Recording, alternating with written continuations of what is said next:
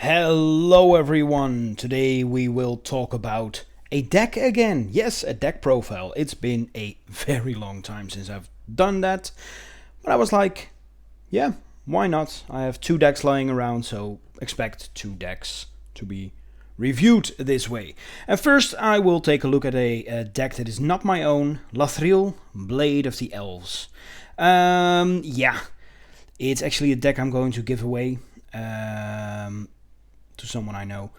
Yeah, and she has made this deck herself. And I think it's quite a powerful deck. I play with this deck from time to time, and it can be pretty nasty. So let's take a look here. What does it do? For 4 mana, it's a 2/3 in the colors of black and green. It has Menace. It is an elf, noble. Yeah, it has Menace, and whenever Lathril, Blade of the Elves, deals combat damage to a player, create that many 1/1 green elf warrior creature tokens. So at first it will be generating 2 tokens. Then if you tap her and tap 10 untapped elves you control, each opponent loses 10 life and you gain 10 life. Now then, that is pretty powerful by itself, and how can we actually utilize this? Of course, we are going to play basic lands, so we have a whole bunch of snow-covered forests, and of course, snow-covered swamps. Yeah, if you want to see the deck, well, at least the amount of basic lands in here, go ahead and check it out on Tapped Out. Put the list in the link down below. Right, next up we are going with the mana, the cheap mana dorks. So we have, of course, Llanowar Elves, the classic card from Alpha, all the way up to these days. This one is from Dominaria. It is 1 mana, 1/1, and it taps for 1 green. Then we have a Beastmaster Savant. For 2 mana, it's a 1/1 with haste. And if you tap it, you can add 1 mana of any color to your mana pool, but you can only spend it to cast a creature spell. Then we have Heritage Druid for 1 green, 1/1, tap 3 untapped elves you control, add 3 green to your mana pool. Priest of Titania, of course, for 2 mana it's a 1/1, and it taps, and you get 1 green to your mana pool for each elf on the battlefield. Notice it's not you control, but on the battlefield, so it can be your opponents as well. Elvish Mystic for 1 green, it's a 1/1 that taps for add 1 green. Same as Llanowar Elves, exactly the same, even the same typing. Jaspera Sentinel for 1 green, it's a 1/2 reach, and if you tap it, tap an untapped creature you control, add 1 mana of any color. Jaraga Speaker, it starts out as a 1/1 for 1. No abilities whatsoever, but you can level it up for 2. And for levels 1 to 4, it is a 1/2 with a tap ability that adds 2 green to your mana pool. And then for 5+, it's a 1/4, and then all of your elves have the ability to tap for 2 green. Very nice. Fiendhorn Elves. It is the same as Llanowar Elves, basically 1 green, 1/1, add 1 green if you tap it. It's also an elf druid, so it's just the same. Elves of Deep Shadow, for 1 green, it's a 1/1, and if you tap it, you add black to your mana pool instead of green, and it deals 1 damage to you. Then we have Marwyn the Nurturer, for 3 mana, it's a 1/1. Whenever another elf enters the battlefield under your control, put a +1/+1 counter on Marwyn. Then if you tap it, add an amount of green mana equal to Marwyn's power. Very nice. For 2, we have a Sculptor of Winter. It's a 2/2 snow creature, and if you tap it, you can untap target snowland. Since we are only playing snow basics, it's no problem. Boreal Druids, almost the same as Llanowar Elves, just the mana that it gives is different. And it's a snow creature. So it's a 1 green, 1/1, taps to add 1 colorless to your mana pool. But it is a snow creature, so if you tap it for mana, it produces snow mana, colorless snow mana. And that's important for another card later on in the deck. We have Gnarl Root Trapper, 1 black, 1/1. If you tap it, you pay 1 life, you add green to your mana pool. You can only spend it to cast elf creature spells. Or you can tap it and target attacking elf you control gains Death Touch until end of turn. Very nice to have. Now for 3 mana we have an Elvish Archdruid. It's a 2/2 and other elves you control, elf creatures you control get +1/+1. And if you tap it, you add green for each elf you control. Very sweet. Canopy Tactician. For 4 mana it's a 3/3. Other elves you control get +1/+1. And if you tap it, you add 3 green. Right, so we now dive into the realm of the chiefs. What do I mean with chiefs? Guys that give +1/+1 to all of a creature type. In this case, elves. And yeah, we already had some cards that gave mana and did that. So here are some of the cards that only give the effect of the +1/+1. Jaraga Warcaller. It's a 1 green 1/1 multi-kicker 2. And it enters the battlefield with a +1/+1 counter on it for each time it was kicked. And then other elves you control get +1/+1 for each +1/+1 counter on Jaraga Warcaller. Of course, we have the Elvish Champion, the Lords, of course. That's what I was looking for. For 3 mana, it's a 2/2, and all elves get +1/+1 and have Forest Walk, an ability you don't see a lot of these days. I love it. Imperious Perfect. It's a 3 mana 2/2. Other elf creatures you control get +1/+1, and have 1 green and tap. Create a 1/1 green elf warrior creature token. Nice. Keep those tokens coming. Dwinnen, the Guildleaf Dean. For 4 mana, it's a 3/4 reach. Other elf creatures you control get +1/+1. And whenever Dwinnen attacks, you gain 1 life for each attacking elf you control. Bit of life gain, not too bad. Pride of the Perfect. For 4 mana, it's an enchantment. Elves you control get +2/+0. Immaculate Magistrate. For 4 mana, it's a 2/2. And it taps and then put a +1/+1 counter on target creature for each elf you control. Can get out of hand really fast. Now we have some tutors here and there. Bounty of Scamfar. For 3 mana it's a sorcery. Not really a tutor, but it tutors the top or so. Because reveal the top 6 cards of your library. You may put a land card from among them onto the battlefield tapped, and an elf card from among them into your hand. Put the rest on the bottom of your library in a random order. That's actually not too bad, I think. Then for 3 we have an Elvish Harbinger. It's a 1/2. When it comes into play, you may search your library for an elf card. Reveal it, put it in, then shuffle your library and put it on top. Nice card as well. And it taps for 1 mana of any color to your mana pool. Harald, the King of Scamfar. For 3 mana, it's a 3/2 menace, and when it enters the battlefield, look at the top 5 cards of your library. You may reveal an elf, warrior, or Tivar card from among them and put it into your hand. Put the rest on the bottom of your library in a random order. Alright, then we have some token makers here. Elvish Warmaster. For 2 mana, it's a 2/2, and whenever 1 or more other elves enter the battlefield under your control, create a 1/1 green elf warrior creature token. This ability triggers only once each turn. And then for 7 mana, elves you control get +2/+2 and gain Death Touch until end of turn. Nath of the Guildleaf. For 5 mana, it's a 4/4, and at the beginning of your upkeep, you may have target opponent discard a card at random. Whenever an opponent discards a card, you may put a 1/1 green elf warrior creature token into play. Lovely. Elvish Ambush. For 4 mana, it's an instant. Create a 1/1 green elf warrior creature token for each elf you control. And that can get out of hand real fast, considering our commander only needs 10 untapped elves to use her ability. Elvish Promenade. It's a tribal sorcery. Elf. Nice. For 4 mana, it says create a 1/1 green elf warrior creature token for each elf you control as well. Very cool. Doubling Season, of course. For 5 mana, it's an enchantment. If an effect would put 1 or more tokens into play under your control, it puts twice that many into play instead. If an effect would place 1 or more counters on a permanent you control, it places twice that many on that permanent instead. Then we have Parallel Lives. For 4 mana, it's enchantment as well. If an effect would put 1 or more tokens onto the battlefield under your control, it puts twice that many of those tokens onto the battlefield instead. All about the tokens.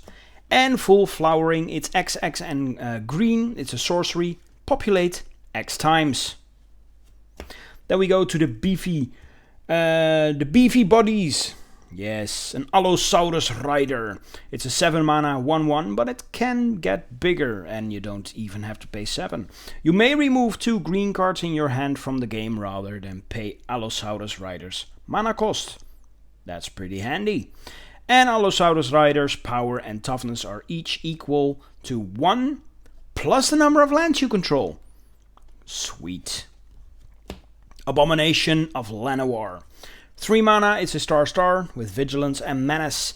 Its power and toughness are each equal to the number of elves you control, plus the number of elf cards in your graveyard. Can get really big, a real problem real fast as well. Riss the Exiled. For 3 mana, it's a 3/2, and when she attacks, you gain 1 life for each elf you control. And then for 1 black, sacrifice an elf, regenerate Riss the Exiled. Sweet. Now we go over to the life gainers. Essence Warden for 1.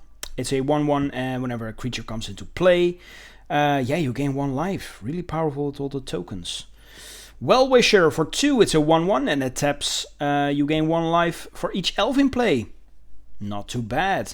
Then we have from life gain we go to life loss. Poison Tip Archer, 4 mana 2/3, reach and death touch.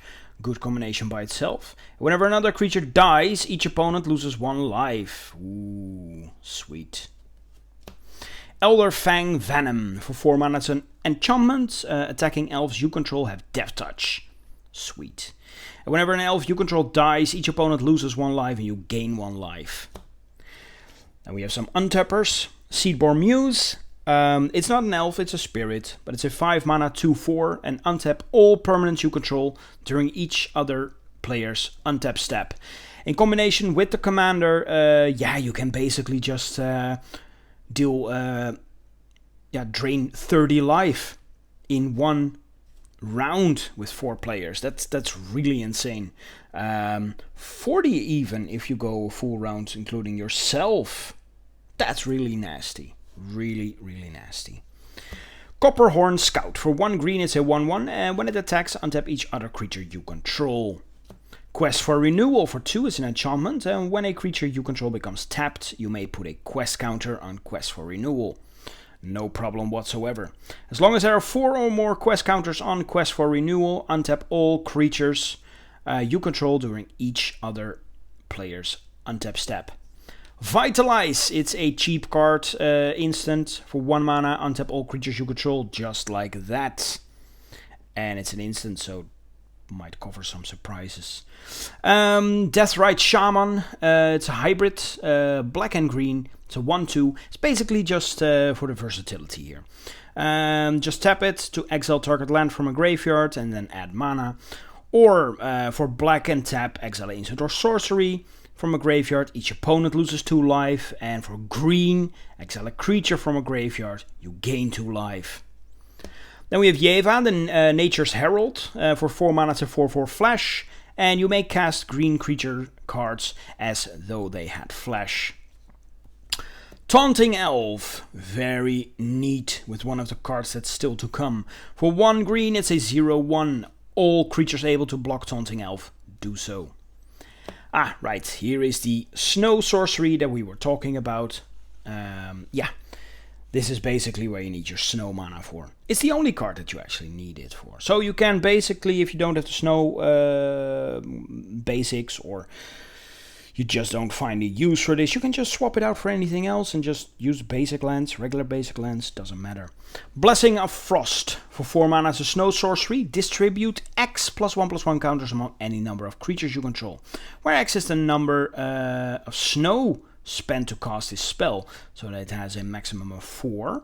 Then draw a card for each creature you control with power 4 or greater. Imagine this, you have a playing field full of tokens and whatever, all the other elves, all the cheap guys. This card costs 4, and well, by the time you want to play this, you can actually pay it from your basic lands. So yeah, let's say you have 4 snow mana pumped into this card. All of your creatures are automatically power 4 or greater, and so you get to draw a whole bunch of cards. And even if it's not the full amount that you pay in snow, well, you only need 3 to get above the power of 4. So yeah, and even then with all the champion of all the lords in here and +1/+1 counters and stuff like that, yeah, you can get this card working. It's really not a problem. Then we go over to Miara, Thorn of the Glade, for 2 mana to 1/2, and when Miara or another elf you control dies, you may pay 1 and 1 life. If you do, draw a card. It has partner, but it doesn't matter for the deck. Scamfar Avenger, for 2 it's a 3/1, and whenever another non-token elf or berserker you control dies, you draw a card and you lose 1 life. Luckily it says non-token, or else you just die, because it doesn't say you may. You have to do that. Beast Whisperer, for 4 mana it's 2/3, and when you cast a creature spell, draw a card. Yeah, we're in the card draw part of the deck now. Guardian Project, for 4 mana, it's an enchantment. Whenever a non-token creature enters the battlefield under your control, if it doesn't have the same name as another creature you control or a creature card in your graveyard, draw a card. That's basically always. Grave Pact, for 4 mana, it's an enchantment, and whenever a creature you control is put into a graveyard from the battlefield, each other player sacrifices a creature. Not too shabby. Ingaruk's Wake, it's a 9 mana sorcery. Destroy all creatures you don't control and all planeswalkers you don't control. You will have the mana. No worries about that. May come late game, but then again you may need it late game. So yeah, it doesn't really matter. And there's more Destroy where that came from. We have Kenrit's Transformation for 2 mana. Not really a Destroy card, but it's basically, it shuts down stuff. When it enters the battlefield, draw a card, so that's good. And enchanted creature loses all abilities and is a green elk creature with base power and toughness 3/3. Yes, you can shut down commanders with it. Of course, they can block with it or just destroy it, sacrifice, whatever. But it will be, yeah, locked out of the game for some time if they don't deal with this card. Putrefy, for 3 mana, it's an instant. Destroy target artifact or creature. Can be regenerated. Abrupt Decay, for 2 mana, it's an instant. Can't be countered by spells or abilities. Destroy target non-land permanent with converted mana cost 3 or less. Reclamation Sage, for 3 mana, it's a 2/1. When it enters the battlefield, you may destroy target artifact or enchantment. Casualties of War, for 6 mana, it's a sorcery. Choose 1 or more, so yeah, you can actually choose all of them. Destroy an artifact, creature, enchantment, land, or planeswalker. Or an planeswalker. And then we have Heroic Intervention. For 2, it's an instant. Permanents you control gain hexproof and indestructible until end of turn. Then we have 2 planeswalkers in the deck. I bet you can already guess which ones they are. Nissa Revane, of course, you see that here. It's a 4 mana 2 loyalty card. And for +1 you can search your deck for a card named Nissa's Chosen. Put it into the battlefield. We don't have those cards in the deck, so we don't use it for that. The other +1 actually is quite good in the deck, and that's you gain 2 life for each elf you control. Really nice. And then if you manage to get it to -7, don't expect it, but if you do, you basically won the game. Search your library for any number of elf creature cards and put them onto the battlefield. Shuffle your library. And of course we have Freyalise, Lenoir's Fury, for 5 mana as a 3 loyalty card. +2, put a Lenoir elf token onto the battlefield. Basically that. -2, destroy target artifact or enchantment. Really nice. And -6, draw a card for each green creature you control. Really nice. But yeah, it's basically there to just help generate tokens or destroy nasty stuff. And it can be your commander, but not in the deck because you already play black as well. Beastmaster Ascension, we are at the finisher part. For 3 mana it's an enchantment, and whenever a creature you control attacks, you may put a quest counter on Beastmaster Ascension. As long as it has 7 or more quest counters on it, creatures you control get +5/+5. Ezuri, Renegade Leader. For 3 mana is a 2/2. For 1, regenerate another target elf. Cool. And for 5, elf creatures you control get +3/+3 and gain trample until end of turn. And then, of course, oh, I love this finisher. Triumph of the Hordes. For 4 mana, it's a sorcery until end of turn. Creatures you control get +1/+1 and gain trample and infect. Love infect. Then, yes, no, I am going to give away this deck, but no, this is not a real Gaia's Cradle. This is just a fancy token. Proxy, actually. And yeah, we don't mind in our playgroup. Just as long as they're cards that are super expensive on the reserve list, stuff like that, we just print them. I mean, come on. I don't have just heaps of money laying around to just buy this. So yeah, we agreed on this and the whole group is fine with it. Gaia's Cradle, legendary land. If you tap it, add 1 green to your mana pool for each creature you control. Woodland Chasm, a snowland, swamp, forest. It enters the battlefield tapped. Twilight Mire, land taps for colorless, and if you pay hybrid green-black, you can either add 2 black, 2 green, or a combination. Woodland Cemetery enters the battlefield tapped unless you control a swamp or forest, and it taps for either of those. Wirewood Lodge taps 1 colorless, or you can pay 1 green, tap it, and untap target elf. Pendelhaven, a legendary land as well, taps for green, or target 1/1 creature gets +1/+2 until end of turn. Now then, you won't be using this late game, probably because of all the lords, but early game, this is actually quite a good card to buff your Llanowar elves. Stuff like that. And else, there's no drawback, you can just use it for the mana. Oran Reef, the Vast Wood, enters the battlefield tapped. Add green to your mana pool, and then tap. Put a +1/+1 counter on each green creature that enters the battlefield this turn, which can be quite a lot due to the token makers. And that is the deck. That is Lathril, Blade of the Elves.